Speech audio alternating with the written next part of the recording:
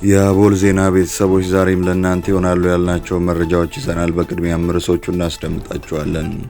በአዲስ አበባ ከተማ ከ50 ሺህ በላይ ቤቶችን ለመገንባት የሚያስችል ዝግጅት መጠናቀቁ ተገለጸም። ሩሲያ ከኢትዮጵያ ጋር ወታደራዊ ትብብር ለማድረግ ዝግጁ መሆኗን ገለጸች። ነዳጅ ለሚጠቀሙ ተሽከርካሪዎች አስደንጋጭ መረጃ ተሰማም። በኢትዮጵያ ባቡር ላይ የተፈጠረው አደጋ መንስኤ እየተመረመረ መሆኑ ተገለጸ። ጠቅላይ ሚኒስትር አብይ በኦሮሚያ ክልል ባሌ ዩራኒየም መኖሩን ተናገሩ። የቤኒሻንጉል ጉሙዝ ክልል የትምህርት ቋንቋ አማርኛ እንዲሆን ተወሰነ። እንዲሁም ከጋዳፊ ገንዘብ ተቀብለው ነበር ተብሎ ስለታሰሩት የፈረንሳይ መሪ እንነግራቸዋለን። አብራችሁን ቆዩ።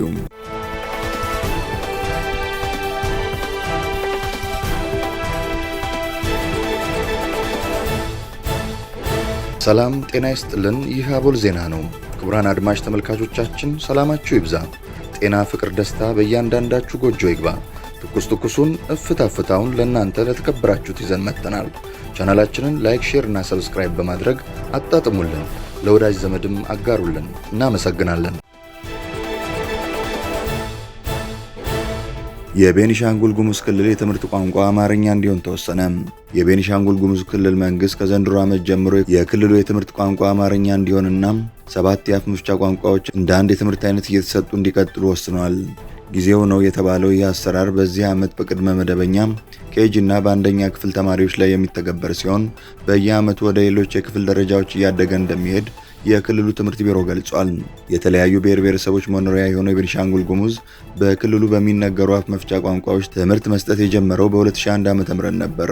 የመማር ማስተማሪያ ቋንቋ ሆነው ከሚያገለግሉ አፍ መፍቻዎች መካከል ቤኒሻንጉልኛ፣ ጉምዝኛ፣ ሽናሽኛ እና ማኦኛ ይገኙበታል።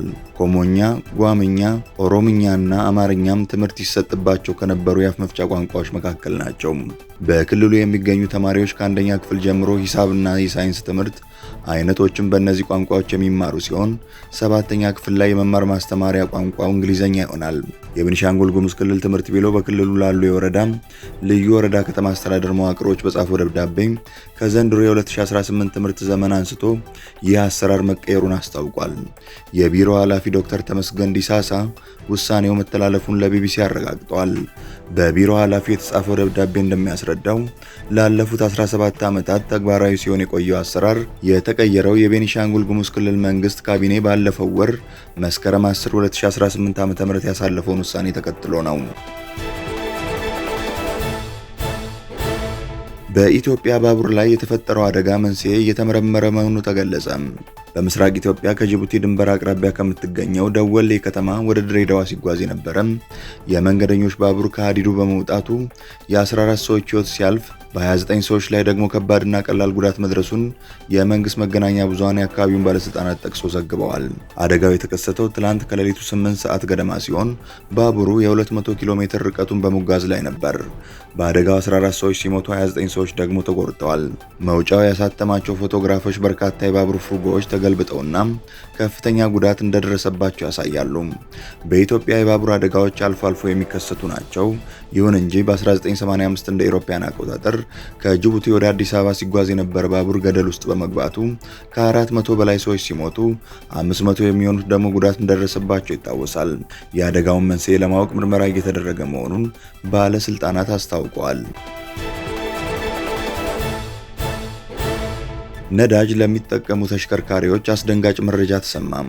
የትራንስፖርትና ሎጂስቲክስ ሚኒስቴር ነዳጅ ለሚጠቀሙ ተሽከርካሪዎች የሚሰጠው ትኩረት ወደ ዜሮ ወርዷል ሲል አስታውቋል።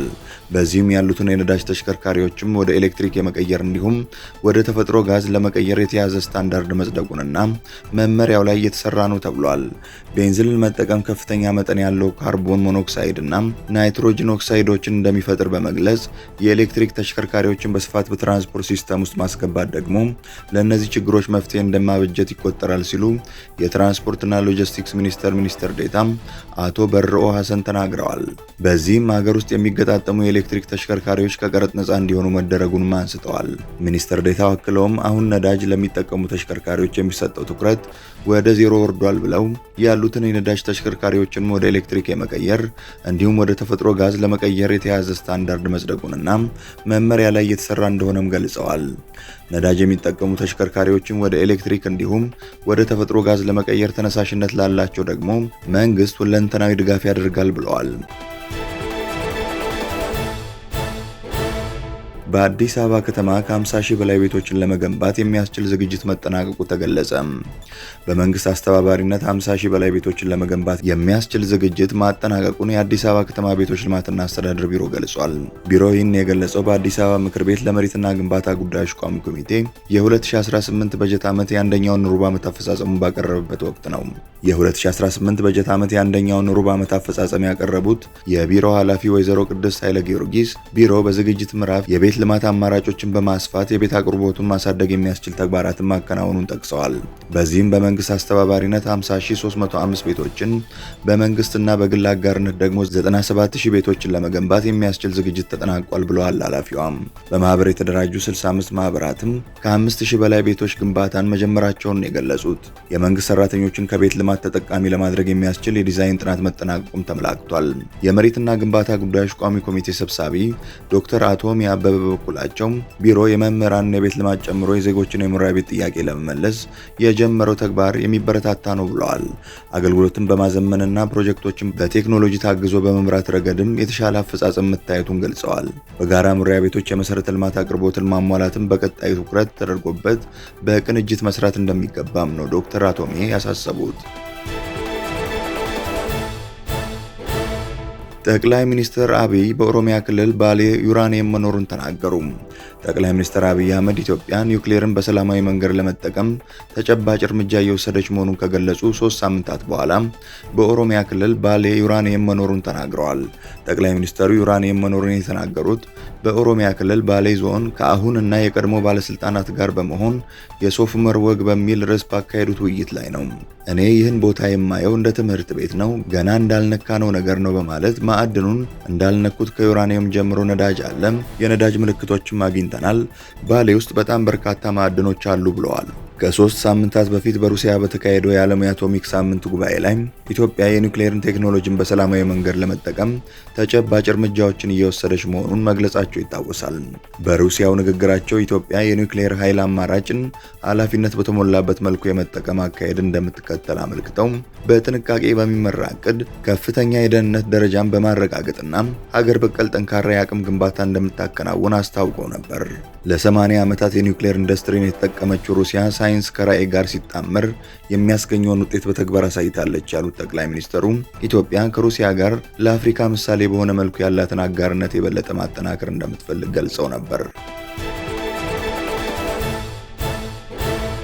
ሩሲያ ከኢትዮጵያ ጋር ወታደራዊ ትብብር ለማድረግ ዝግጁ መሆኗን ገለጸች። የሩሲያ የውጭ ጉዳይ ሚኒስትር ሴርጌይ ላቭሮቭ ሀገራቸው በወታደራዊ ትብብር መስክ የኢትዮጵያን ፍላጎቶችና ቅድሚያዎች ለማክበር ዝግጁ መሆኗን አስታወቁም። ሚኒስትሩ ይህን የተናገሩት በኃይል በንግድና በዲፕሎማሲ መስኮች ያለውን የሁለትዮሽ ግንኙነት ለማጠናከር ቃል በገቡበት ወቅት ነው። ላቭሮቭ ይህንን አስተያየት የሰጡት ከኢትዮጵያ አቻቸው ከውጭ ጉዳይ ሚኒስትር ዶክተር ጌዲዮን ጢሞቴዎስ ጋር ከተወያዩ በኋላ መሆኑን የሩሲያው የዜና ወኪል ቲኤስኤስ ዘግቧል። በውይይታቸው ወቅት ሁለቱ ወገኖች በወታደራዊ ቴክኒክ ትብብር ላይ የተቋቋሙ የጋራ መንግስታቱ ኮሚቴ የስራ ሂደትን መገምገማቸው ተገልጿል። ሚኒስትር ላቭሮቭ አክለውም ውይይቱ በኢኮኖሚና በሳይንስ ዘርፎች ያለውን ትብብር በማስፋት ላይ ያተኮረ እንደነበር ገልጸዋል። ሞስኮ በንግድ በኢኮኖሚና በሳይንሳዊ ቴክኒክ ትብብር ላይ ያለውን የመንግስታቱ ኮሚሽን አቅም በብቃት ለመጠቀም እንዳሰበችም አስረድተዋል።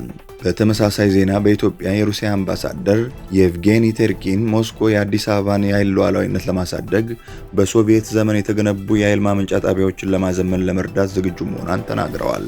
አምባሳደሩ በተጨማሪም ኢትዮጵያ የአፍሪካ ህብረት መቀመጫ በመሆኗና ያላትን የተሟላ መሰረተ ልማት ከግምት ውስጥ በማስገባት እንደ አውሮፓውያን አቆጣጠር በ2026 የሚካሄደውን የሩሲያ አፍሪካ የመሪዎች ጉባኤን ለማስተናገድ ከቀዳሚ እጩዎች መካከል አንዷ መሆኗን ገልጸዋል። የፈረንሳዩ ፕሬዝዳንት ከጋዳፊ ገንዘብ ተቀብለዋል ተብሎ ታሰሩ።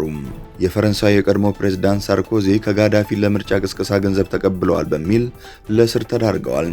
ኒኮላስ ሳርኮዚ ለምርጫ ቅስቀሳቸው ከሟቹ የሊቢያ አምባገነን መሪ ሙአመር ጋዳፊ በተገኘ ገንዘብ አሲረዋል በሚል የ5 ዓመት እስራት በመጀመሩ ወደ እስር ቤት የገቡ የመጀመሪያ የፈረንሳይ የቀድሞ ፕሬዝዳንት ሆነዋል። ከሁለተኛው የዓለም ጦርነት ወዲህ የናዚ ተባባሪ መሪ ፊሊፕ ፔታይን በ1945 በአገር ክህደት ተይዘው ታስረው የነበረ ሲሆን ከዚህ ውጭ አንድም የፈረንሳይ የቀድሞ መሪ ለስር አልተዳረጉም።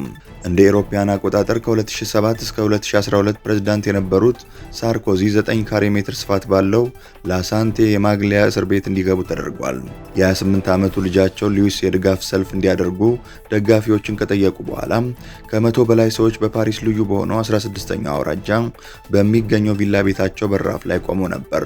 የ70 ዓመቱ ኒኮላስ ሳርኮዚ በከፍተኛ ከይሲን ወንዝ በስተደቡብ በሚገኘው የሞንቶፓርናስ አውራጃ ውስጥ ወደሚታወቀው የ19ኛው ክፍለ ዘመን እስር ቤት መግቢያ ተወስደዋል። በጣም አወዛጋቢ በሆነው ከሊቢያ ተቀብለዋል በተባሉት የገንዘብ ጉዳይ ንጹህ ነኝ በማለት በኤክስ ገጻቸው ላይ መልእክት አስተላልፈዋል። አልጠራጠርም፣ እውነት ያሸንፋል ብለዋል። በማያወላወል ጥንካሬ እያሰሩት ያሉት የቀድሞ ፕሬዝዳንት አይደለም ንጹህ ሰው ነው ሲሉ ጽፈዋል። ባለቤቴና ልጆቼ ከጎኔ ስለሆኑ አትዘኑልኝ፣ ዛሬ ግን በበቀል ለተዋረደችው ፈረንሳይ ትልቅ ሐዘን ተሰምቶኛል ሲሉ አክለዋል። ክቡራን አድማጭ ተመልካቾቻችን ስለተከታተላችሁ እናመሰግናለን። የደወል ምልክቷን በመጫን አቦላችንን በትኩሱና በፍታው ሁልጊዜ እንዲደርሳችሁ አድርጉም። ለወዳጆቻችሁም በፍቅርና በቅንነት አጋሩ። ጡም ቡናችንን አቦል ግብዣችንን ይዘን ወደ በኋላ እንመለሳለን። በቸር ያቆየን።